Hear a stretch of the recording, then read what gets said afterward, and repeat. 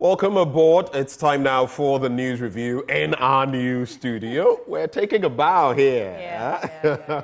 Anyway, so right before we get into the segment, this segment always brought to you by Endpoint Homeopathic Clinic. And what are they offering you? As always, they're offering you prostate screening for free if you're a man, fertility screening for free if you're a woman. Now, here's where you can reach out to them. Here in a crowd, they can be located at Spintex opposite the Shell signboard. There's Kumasi, Kronomabwe here behind the Angel Educational Complex. There's Takrade and Aji Estate. There's Tema Community 22, Techiman Hanswa, and Isiamanzama. If you'd like to give them a call, which I suggest you do, just reach out to them on 0244 867 068 or 0274 234 321. Endpoint Homeopathic Clinic, the end to chronic disease. And time now for us to get into the news review, sweetie. Hi, Benjamin. Okay. How are you doing this morning? It appears we're practicing social distancing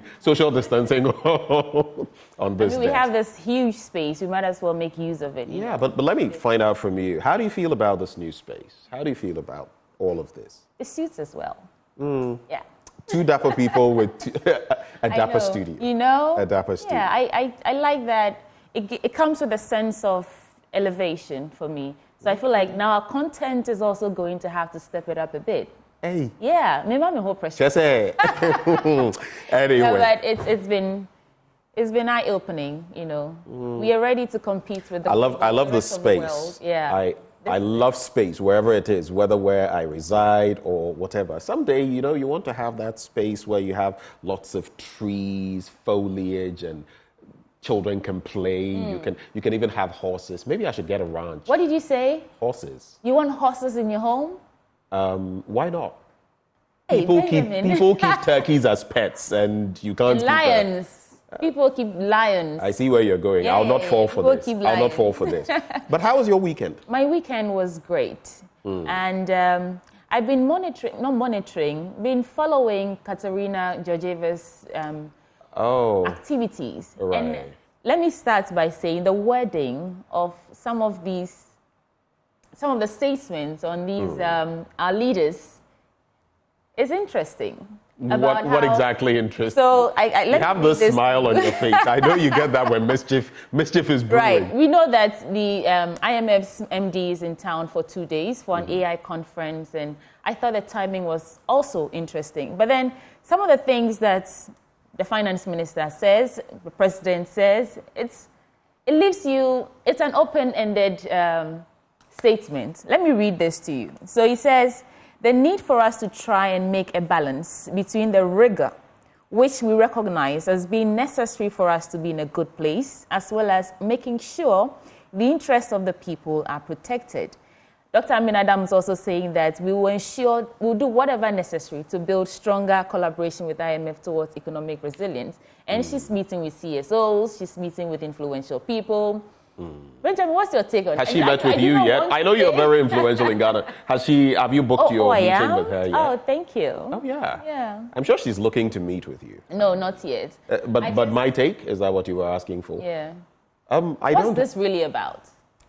You can read meaning into it. I remember the first time I interacted with Kristalina Georgieva, and I felt at the time that she wasn't necessarily resonating what people on the ground, because in the Netherlands, that was that famous interview where she said, Ghana has suffered from exogenous shocks. You know, I was conducting the interview, and in my mind, I was like, you see? That kind of. But she mentioned that COVID-19, the Russo-Ukrainian war, and that those exogenous shocks combined. Indeed, they had an impact. But did they have enough of an impact to get us where we were? That's the problem. And I've always felt, administration in and out, that the Bretton Woods institutions are not necessarily always speaking the truth or always saying what will inure to the benefit of a country. Mind you, these loans we're taking, we pay back with interest. Okay. Don't get it twisted. Okay. And I think that they act based on what they're fed. The information that our leaders feed them. That's what, in the long run, echoes into what they also say. So what data Are we feeding them? For which reason they're giving us these? You don't even want to go there. It's an echo chamber. Anyway, so we'll leave it at that. I thought that was the most interesting thing I was following this weekend. Let's see how that goes. There's also an AI conference, something that they're doing. Yeah. So maybe it's not my Daibo thoughts. Anyway. But before we get into the papers, Right. I'd like to find out from you watching us, how are you coping, especially as the NCA says, 5 weeks more, not just the NCA, this was funneling through, 5 weeks more before the undersea cables can be dealt with in any way to restore proper internet connectivity. There was a time when I think 2-3 days ago, even some of my calls from a certain network, I will not mention the network, were not going. Calls, text messages were not going. Yeah. At a point, you would call people, and at a certain point, you couldn't, it was just there was static. You couldn't hear anything. And the internet connectivity, thank God I have a certain chip, because that has saved me, else I would have been cut off completely. What has your experience been? How about you? I missed deadlines. I had to send in some applications that I couldn't do because the internet was just really bad. Wow. But yesterday, I think there was some sort of stability I don't know if it's my network, but yesterday was better compared to Friday and Saturday. And it might take weeks, they say, for this to be restored. 5 weeks. How are we to regain any normalcy? I've heard of this person who lost his job. He works remotely. And I don't know whether he explained that this is not just my problem, but he's somewhere here in Ghana, I think, and I could be wrong, but he's somewhere here in Ghana. He had this remote job earning him about $3,000 a month. That's good. That's not bad money. Yeah. And owing to this, he couldn't send in certain requirements. I don't know whether he took the step of explaining to them that, look, this is the challenge. It's not, because I hear the response was that they feared that internet connectivity or whatever in Ghana was not good. And so he wouldn't be able to meet deadlines and the rest. When in fact, it was a problem affecting parts of Europe, parts of the Middle East, and parts it's not just here of in Africa. Ghana. Yeah. But, so you're okay? Oh, yeah. No missed deadlines, no... I found my way around certain things I had to do. Yeah. This also reminds you of back in the day when we were using text messages and calls and nothing else. You see, as a human being, you must always be able to innovate. It's like something I shared this morning. Let me on Facebook. Maybe it resonates that just because you mention it, it comes to mind. So it says... let me get there. When the winds of change blow, some people build walls and others build windmills. The one building the wall is trying to block it. It may knock over the wall. But the one building a windmill is trying to harness the power of it. So when change comes, you have to change accordingly. I think I learned that lesson from a book I read, Who Moved My Cheese? Have you read that book? Oh, yeah, I have. Yeah. So interesting one. If you're just waiting around, the rest of the world will move on without you. That's what you're saying. It is what it is. Innovating and keeping up with what's happening with the rest of the world. It's like, I met some Gen Zs. I went to a brew over the weekend and I met some Gen Zs. And you met some Gen Zs? I met some Gen Zs. You met some Gen Zs? I met some Gen Zs. Okay, I'll not get on your case on air. You met some Gen Zs. And there's like, purr, and I'm like, what is that? How do you communicate like this? And I realized that either I've become very old or my circle of the kind of people I hang around have changed, and so I'm no longer hearing a lot of Gen Z or their terms. So I was a bit lost. So Benjamin, if we want to, connect with our younger audience, we need to start saying purr. Well, not necessarily. I connect with a lot of them, but let's get into the papers. Where are you starting from? I want to start from the Daily Graphic. There's a story here on the front page saying, lawyers split over court shift system. Now, the Judicial Service is set to begin implementing a shift system which will allow some courts to sit in the evening as part of efforts to reduce backlog of cases. Dubbed the court shift system, the innovation introduced by Chief Justice Gertrude Sake Tokono will allow the selected courts to operate morning and afternoon sessions, with the morning session starting from 8:30 a.m. to 1 p.m. and afternoon session from 1:30 p.m. to 6:30 p.m. Benjamin, what do you think about this? Like running shifts for the court system. And we do have a lot of backlog of cases. And so perhaps this is a step in the right direction, but how does it fit well with the judges? You realize that shift systems, for the sake of shift systems, don't necessarily work. Look at our educational system. Gold track, green track, and all of that. It became chaotic. So a shift system, merely for the sake of a shift system, may not serve its purpose. But if you look at the justicial or judicial system, and you look at the courts, that's why we had the fast track High Court. That's why we've had other initiatives to ensure that sometimes even judges can sit over weekends on certain specific cases. That's why some courts deal with specific issues, like the commercial angle of the High Court and all of that. So depending on what the real dynamics are, it could allow some people to rest more, get enough rest, and it could also allow for more cases to be dealt with. It's all in the execution. It's not just about we have a shift system, but what is that shift system bringing to bear? I think that's where the devil is, in the detail. But in the detail. But the intention behind it cannot be underemphasized, because we do have a lot of cases that judges don't have enough time to sit on. So they say justice delayed is justice denied. Indeed. So perhaps if the implementation or the strategies to actually execute this are well thought through, then there might not be a problem. Sometimes these policies and programs in themselves are not the problem. They are not bad. Kind of like free SHS. Yes. And we're talking about that today. Good policy, poor execution. Yes. Yeah. And it also goes down to the human resource, the resources, both human and material resources available to ensure that these policies are executed well. Right, but let me move away. So apparently the lawyers are split over this decision, whether or not to agree and move on or to continue with the old way of doing things. Right. Let me move from this story and do a story here that says Ghanaians on edge await internet restoration. Of course, we just spoke about this issue and how we're all trying to stay afloat and not sink, because the world is now on the internet, I like to say. Millions of Ghanaians continue to wonder in frustration and apprehension, waiting the full restoration of internet services to bring their businesses and social lives to normalcy. And we know that the 4 affected subsea cables landing service providers are working to restore the internet connectivity. But according to international sources, it was a result of damage to 4 subsea cables, with the cause of cable cutting still unknown, although a shifting of the subsea remains one of the theories.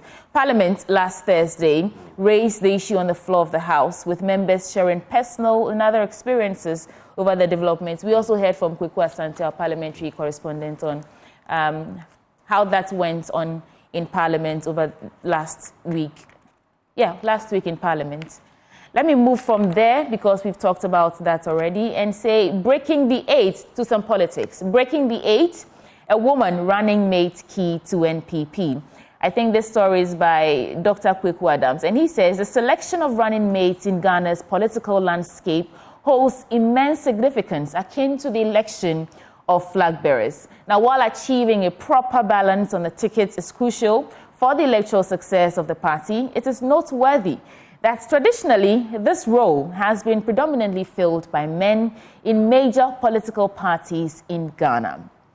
This story is about the choice of Professor Gina Nopokwajiman as running mate for the NPP, and conversations are still ongoing as to whether this will deliver the much for the NDC.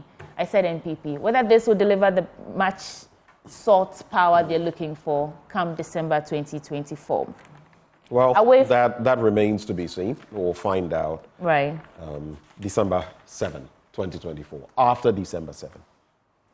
Now, SNIT DG urges businesses to pursue innovative means to address current internet crisis. Just like what you said, Benjamin. Right. The Director General of the Social Security and National Insurance Trust, Dr. John Ofori-Tenkrang, is encouraged businesses to pursue other innovative means to overcome the challenges that are associated with the current internet crisis. This he said at an award ceremony. The event was organized by the Entrepreneurs Foundation of Ghana, honored successful entrepreneurs, business executives, and public service men. Right. It's just encouraging people to do what they can to survive before normalcy is restored. Let me do one final story in the Daily Graphic, and then we'll move on to Benjamin Akakpo. Okay, on page 37, it says mainstreaming mining. This is something about mining, oil and gas. Path to local economic resurgence. By its very nature, the mining industry relies much more on technology than human resources to extract solid minerals from the ground, which means its ability to generate employment opportunities is very low. In 2020 alone, mining companies in Ghana spent $4.387 billion on local economy through payments to manufacturers and suppliers of goods and services, government taxes, and financing of corporate social responsibility.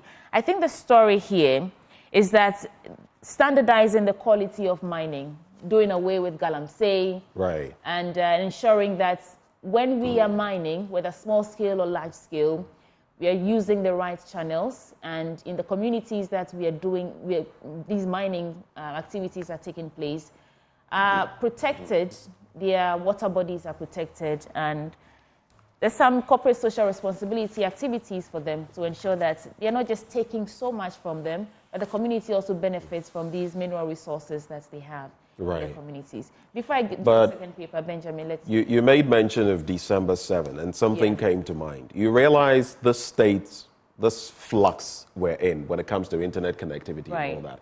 I do not know, starting with media entities like the Multimedia Group, because we are the foremost in Ghana, so we might as well start from here, and nationally. What happens if on December 7 we're hit with something like this? What happens? How will we deal with it? How will the EC deal with it? With its biometric systems and others that may be unresponsive? How will we deal with wiring results? And could there be tampering? There could. So I feel in a year like this, we ought to be looking at how convoluted it could be if we faced something like this at that time. For us as a media entity, how difficult would it be to report? You are on location and all of that. There's no connectivity. You can't connect. How will we deal with it?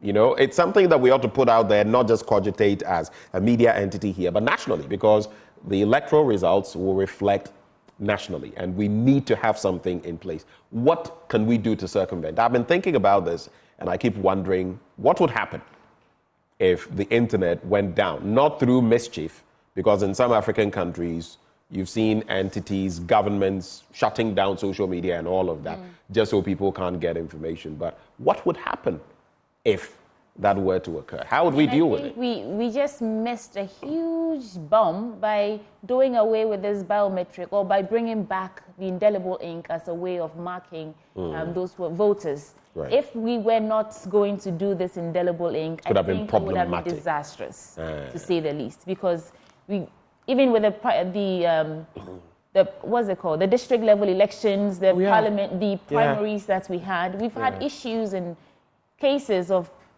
the machine failing. True. And so, in as much as we're trying to be a digitalized country, but the EC has budged.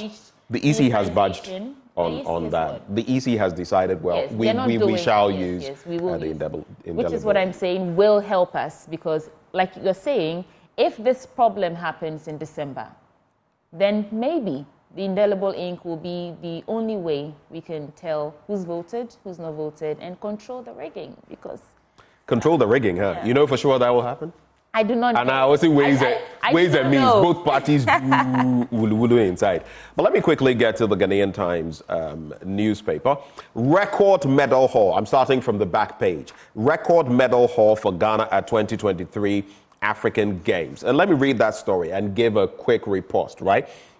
So Ghana is set to record her highest medal haul at any international sports meeting following an impressive showing so far at the ongoing 13th African Games in Ghana.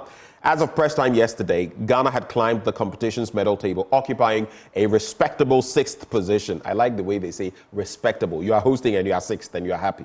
Anyway, with a total of 46 medals. That consists of 9 gold, 22 silver, and 15 bronze medals. The feat was made possible by the arm wrestling team that won 41 medals over the weekend to add to earlier medals won by Abeku Jackson in swimming and Winifred Intumi in women's weightlifting. Ghana is expected to add on as athletes put up showings in boxing, tennis, and football, with high hopes in taekwondo and athletics, which kickstart at the University of Ghana Sports Stadium and Gamashi Hall at the Trust Emporium, respectively.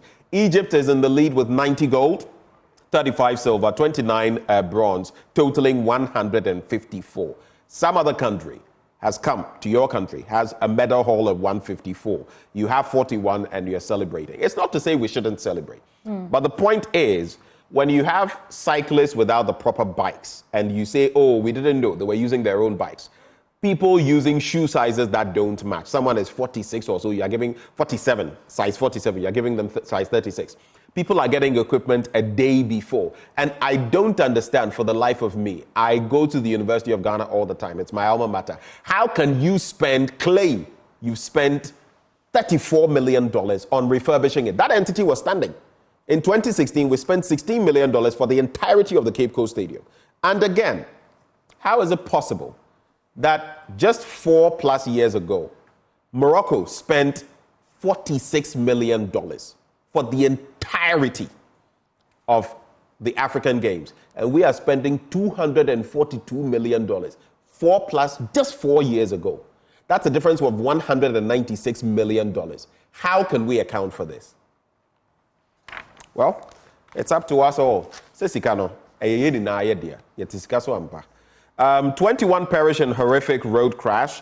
4 children, others injured at Breku near Konongo. I'll get into that. And I'll also get into this story. There's adequate food supply to all SHSs. Education Ministry assures. Ghana estimated to lose $1.4 billion annually through illicit financial flows. But let me start from page 9 because, sweetie, you know that story is on the back of our latest documentary, Hotline documentary, Empty Plates, the free SHS promise. Now, the Education Ministry is assuring parents and other stakeholders in the education space that the ministry has instituted pragmatic measures to ensure a regular supply of food to all senior high schools, as well as technical and vocational education and training institutions in the country. The spokesperson for the ministry, Akufo-Addo, who disclosed this to the media on Friday, gave the assurance following concerns raised recently by some Ghanaians on food supply to schools. Of course, it's also on the back of our Hotline documentary, Empty Plates, the free SHS promise. Even before we started airing it, they had started coming to the studio to talk about it. But you see, they started responding to a promo. Listen. And sent out journalists to various senior high schools to investigate the situation. This is the hypocrisy I hate. Me, you know me, I don't mince words. It's hypocrisy. We've been in schools without number. My own alma mater, Bishop Herman. There are things going on there. The children report. Parents are having to do stuff. Parents are telling you every week, I have to spend about 100 cedis to supplement for food. You get it? Why all this? It's almost as though we had a perfect system that couldn't have any problems. Where in the world do you have such a perfect system? So you keep talking about this. We keep exposing what is happening in documentaries, yet it's almost as though our reality were some warped reality and they were living in the real reality. I mean, how do you toy with people's intelligence? Life too. Like that. Our children. You know, do you know how many of them come to me? You have these children going there, no bunk beds. You have to literally buy a bunk bed, take it there. You are giving the same meal to a student, sometimes breakfast, lunch, and supper. In some cases, lunch and supper. And you are trying to tell me you have enough food. Throughout the term. How can you even say that? Some people are treating weevil-infested grain with neem leaves, because if it goes to waste, they don't have options. They don't have another coming in soon. So do you know what's sad? Need to eat. You can't work. Brain work. Schooling is brain work. You can't do brain work without the right nutrition. So in other words, we are setting up these children to fail because we're not giving them the right nutrition. But the final story I'll do here, 21 perish in horrific road crash, 4 children, others injured at Breku near Konongo, and 21 passengers were killed when 2 vehicles involved in a head-on collision. What's it with these head-on collisions nowadays? Too many of them. At Breku near Konongo in the Asante-Akim South District of the Asante region, Friday night. 14 victims, including drivers of both vehicles, were said to have died on the spot, and the remaining 7 passed on at the Joaso and Konongo government hospitals. May their souls rest in peace. So sad. Very sad, that development. Other stories? A lot of accidents happening lately. Yeah, they are. But in some instances, too, you blame drivers because you see how some drivers drive on good roads, right? Well, it's like Lord Kenya said, sometimes we get overly complacent on, how we can steer our way through speed and anything. Let me do this story here about the NPP who put out some names of women who could be potential running mates. The NPP. The NPP. I would salute them for that, but if I look into my political crystal ball, it's not going to happen. It's not going to happen. It's not going to happen. So why put it It's not that I am not for it. Okay. I've always been for women in leadership. Way back, even through my uni days, I was pushing women some of whom became presidents of groups because it had never happened. But I'm saying that when you look at the NPP now and all the rhetoric and everything, it's simply not going to happen. It's not going to happen. But let me just give you some names that's been put forward. Honorable Afenyo-Markin Pare. Right. Your guess was right. Akufo-Addo. Akufo-Addo. So you know the names. I know the names. Reverend Dr. Joyce Rosalind Ayi, Professor Kweku Adams, Honorable Irene Akufo-Addo. And yes, these are the names that have been put forward. And I do not know if it's just a way of... I do not want to say competing, but the NDC's settled on someone, a woman, and it's got a lot of traction that they're looking at the feminine side, women representation. First time to put a woman in a place, potentially becoming precedent for this country. And other African countries have taken the lead. Liberia, and Ellen Johnson Sirleaf, Tanzania, and other places. But the point is, this is really tricky for the NPP, right? So because why do this? Why just put out some names? But the reality too is having a female contender running mate appeals to a certain constituency. You can't run away from that. There are some people who will vote maybe for the NDC simply because they have a woman who is going to be on a certain pedestal, on a certain perch. Some people will do that. Right. And where the NPP is, it's a very tricky position. You want to capitalize on everything you can. Because trust me, election 2024 is going to be tight. It's going to be hardcore. I mean, in the sense that the MPP can't afford to lose a single vote. Not even one vote. And unfortunately, you have dynamics where Alan has moved away, formed the Afafanto movement, and is going to claw away votes. You have friction within the party. When I spoke to Nyaho Tamaklo, he says the party has wide schisms and all of that. It's going to be very tricky for the MPP. Very tricky. Election 2024 is really one to look forward to. And we are your election headquarters. We will bring you up-to-the-minute updates. I guess unbiased analysis. We should say election 2024. Did you see that promo of Katie Hammond? Which one? No libi-libi. No. But I thought the term was that thing when I thought it was no libi-libi, no laba-laba. What did he say? No libi-libi, no basa-basa. I think he has a remix. That's the one who refers to people like me, young people who like voicing out with beards as coconut heads. Oh, one test I don't know.